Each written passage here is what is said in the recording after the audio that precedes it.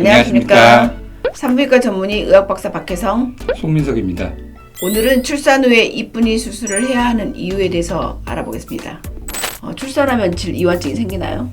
네, 그렇습니다. 출산을 할 뿐만 아니라 임신하는 과정에서도 질이완증이 생길 수밖에 없는데요. 아이가 나오는 통로가 돼줘야 되기 때문에 출산 전부터 미리 몸이 준비를 하게 됩니다. 그래서 질이나 골반 뼈 등이 넓어지게 되죠. 그래서 그게 분만 후에는 어느 정도 돌아오긴 하는데 아무래도 출산을 겪지 않은 여성과 비교하면은 많이 질이완증이 생길 수밖에 없죠.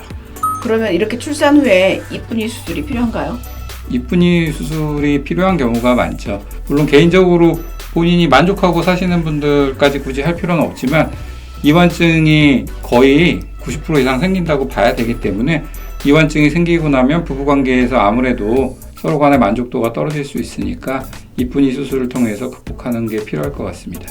그러면 분만 후에 이쁜이 수술이 필요한 시기는 언제가 가장 적당할까요?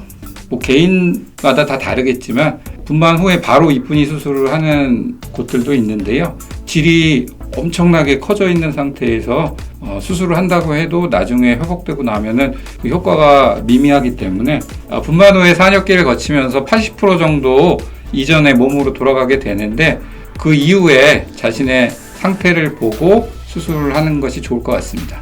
그러면 제왕절개한 사람한테도 이쁜이 수술이 필요할까요? 제왕절개를 하게 되면 아무래도 자연분만보다는 질이완증이 생길 가능성이 조금 더 떨어지긴 하는데요.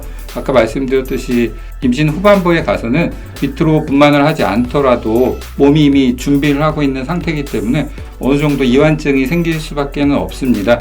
물론 자연분만을 한 사람보다 덜 하긴 하겠지만 제왕절개를 하신 분들도 임신을 반복하다 보면은 이완증이 생길 수가 있죠.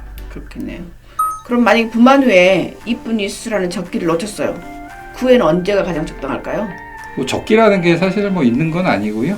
본인이 필요성을 느끼는 그 순간 바로 상담 받으시러 오시면 될 것 같아요. 미루다 보면 갱년기도 오게 되고 갱년기가 오게 되면 질 위축증까지 같이 오는 경우가 많아서 그때는 복합적으로 치료를 해야 되는 경우가 많습니다. 그래서 그 전에 오시는 게 좋긴 하겠죠.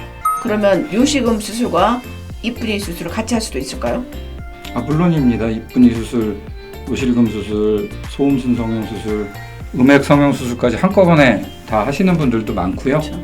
장점은 마취를 한 번만 하게 되고 어차피 통증을 느끼는 기간이 비슷하기 때문에 근데 그 수술을 개별적으로 하게 되면 마취나 통증이 더 오랜 기간 겪어야 될 수 있기 때문에 같이 하시는 것도 괜찮습니다.